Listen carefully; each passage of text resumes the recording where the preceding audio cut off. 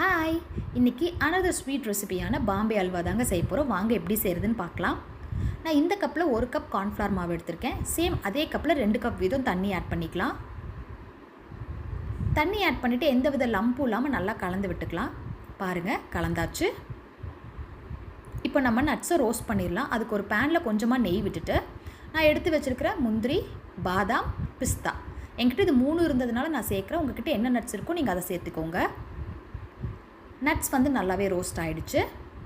இப்போ எகெயின் இன்னொரு பேனில் நம்ம எடுத்து வச்சுக்கிற 3 கப் சர்க்கரை சேர்த்துக்கலாம். நான் 1 கப் கார்ன்ஃப்ளவருக்கு 3 கப் வீதம் சர்க்கரை எடுத்திருக்கேன். எந்த கப்பில் சர்க்கரை எடுத்தோமோ அதுலேயே 2.5 கப் வீதம் தண்ணி ஆட் பண்ணிக்கலாம். சர்க்கரை தண்ணியில் நல்லா டைல்யூட் ஆனால் போதும், கம்பிப்பதம் எதுவும் வர வேண்டியதில்லை. சர்க்கரை நல்லா டைல்யூட் ஆகிடுச்சு. இந்த ஸ்டேஜில் நம்ம கரைச்சி வச்சுருக்கிற கார்ன்ஃப்ளவர் தண்ணி ஆட் பண்ணிக்கலாம். கார்ன்ஃப்ளவர் தண்ணி ஆட் பண்ண ஆரம்பித்தது நம்ம இந்த மாதிரி ஒரு கரண்டி வச்சு கிளறி விட்டுக்கிட்டே இருக்கணும். அது கண்ணாடி போல் இந்த மாதிரி திரண்டு வந்துக்கிட்டே இருக்கும். பாருங்கள், அப்படியே இருந்ததுக்கு நல்லா கெட்டியாயிடுச்சு. பாருங்கள், இப்போ நல்லாவே திரண்டு வந்துருச்சு. இந்த ஸ்டேஜில் நம்ம எடுத்து வச்சுருக்கிற red colour food colour add பண்ணிக்கலாம். உங்களுக்கு என்ன ஃபுட் கலர் வேணுமோ நீங்கள் அதை ஆட் பண்ணிக்கோங்க.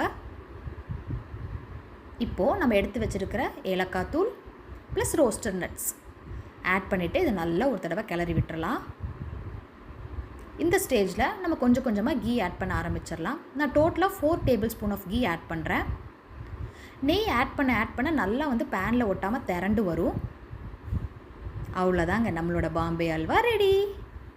நம்ம இப்போ இதை ஒரு பிளேட்டுக்கு கன்வெர்ட் பண்ணிடலாம். நான் பிளேட்டில் ஏற்கனவே நெய் அப்ளை பண்ணி வச்சுருக்கேன்.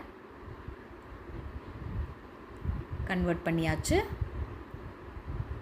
மேலே நல்லா இந்த மாதிரி ஈவன் பண்ணி விட்டுறலாம். ஒரு 3 ஹவர்ஸ் இருக்கட்டும். இப்போ ஒரு 3 ஹவர்ஸ் ஆயிடுச்சு. இது இந்த மாதிரி இன்னொரு பிளேட்டுக்கு மாற்றிக்கோங்க. வாவ், சூப்பராக இருக்குல்ல. கலர், டெக்ஸ்சர் எல்லாம் பார்த்தா கடையில் பார்க்குற மாதிரியே இருக்குல்ல. இப்போ நம்ம இதை பீஸ் போட்டுடலாம். என்கிட்ட ரவுண்ட் பிளேட் இருந்துச்சு, உங்கள்கிட்ட ஸ்கொயர் பிளேட் இருக்குன்னா நீங்கள் அதை யூஸ் பண்ணிக்கோங்க.